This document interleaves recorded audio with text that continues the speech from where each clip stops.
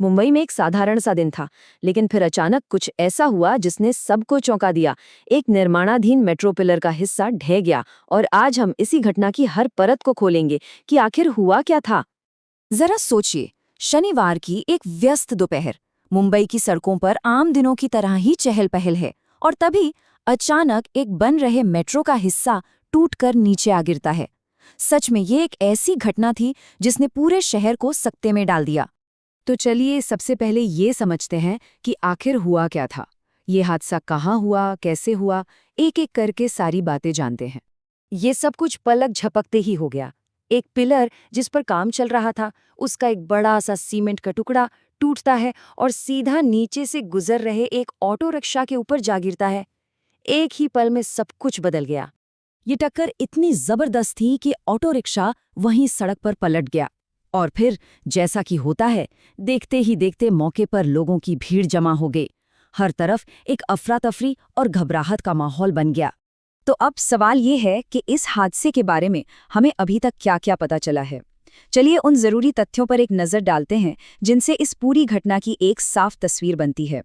चलिए इसको एक एक करके समझते हैं। क्या हुआ? एक बन रहे मेट्रो पिलर का हिस्सा गिरा। कहाँ? मुंबई में मुलुंड वेस्ट LBS रोड पर जॉनसन एंड जॉनसन कंपनी के पास। कब? शनिवार दोपहर करीब 12:20 पर। और इसका असर किस पर हुआ? एक चलते हुए ऑटो रिक्शा पर, जिसमें कुछ लोग बैठे हुए थे।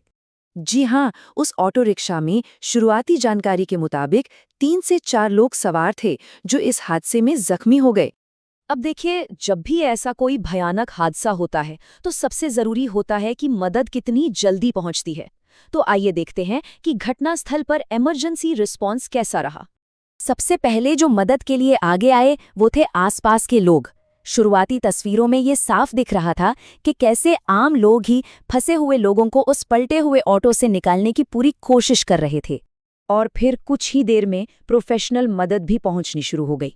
Mumbai fire brigade, local police, metro के अधिकारी, यहां तक कि वार्ड स्टाफ और 108 एम्बुलेंस सेवा, सभी टीमें तेजी से मौके पर पहुंच गई। और इन सभी टीमों ने मिलकर फौरन राहत और बचाव का काम शुरू कर दिया। सबसे पहली प्राथमिकता यही थी कि जो लोग घायल हैं उन्हें जल्द से जल्द अस्पताल पहुंचाया जाए और हालात को काबू में किया जाए। अब क्योंकि ये घटना अभी अभी हुई है, तो जाहिर है कि कई ऐसे सवाल हैं जिनके जवाब मिलना अभी बाकी है। तो चलिए अब उन सवालों पर बात करते हैं जिन पर आगे की जांच टिकी होगी। सबसे पहला और सबसे जरूरी सवाल तो यही है, जो लोग घायल हुए हैं उनकी हालत कैसी है? उनकी स्थिति के बारे में पूरी और पुख्ता जानकारी का अभी भी इंतजार है। और फिर वो बड़ा सवाल जो शायद सबके जहन में है, आखिर ऐसा हुआ कैसे? एक मेट्रो का पिलर इस तरह से कैसे गिर सकता है? इसकी असल वजह क्या थी? पुलिस और बाकी जो संबंधित एजेंसियां हैं वो अब इस मामले की जांच में जुट गई हैं। ये पता लगाने की कोशिश हो रही है कि दिन दहाड़े शहर के इतने बिजी इलाके में इतनी बड़ी चूक आखिर हुई कैसे। और आखिर में ये हादसा एक बहुत बड़ा सवाल हमारे सामने छोड़ जाता है। जिस रफ्तार से हमारे शहरों में विकास हो रहा है, क्या हम पब्लिक सेफ्टी यानी आम लोगों की सुरक्षा का उतना ही ध्यान रख पा रहे हैं?